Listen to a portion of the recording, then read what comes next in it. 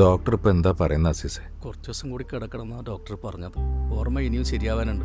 വീഴ്ചയിൽ എന്തോ പറ്റിയെന്നാണ് ഡോക്ടർ അഭിപ്രായം.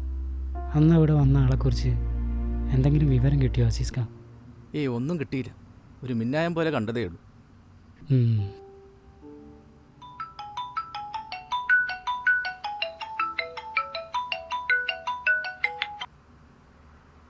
ഹലോ, ഓക്കെ, അത് മനസ്സിലായി. ഞാൻ വൈകിട്ട് വന്ന് തന്നാൽ പോരെ? ആ ഇല്ല, ഞാനവിടെ ഇല്ല. ആ ഇല്ല. ഞാനന്ന് നേരത്തെ കടയടച്ചത് നന്നായി. അല്ലെങ്കിൽ മോളെ സ്വർണ്ണൊക്കെ അവിടെ ഉണ്ടായിരുന്നു. അസീസെ, ഞാൻ നിന്നോടൊരു കാര്യം പറയാം. അന്ന് നിന്റെ വീട്ടിൽ നടന്നത് ഒരു മോഷണശ്രമം ആയിരുന്നില്ല. അതിന് പിന്നിൽ വ്യക്തമായൊരു പ്ലാനുണ്ട്.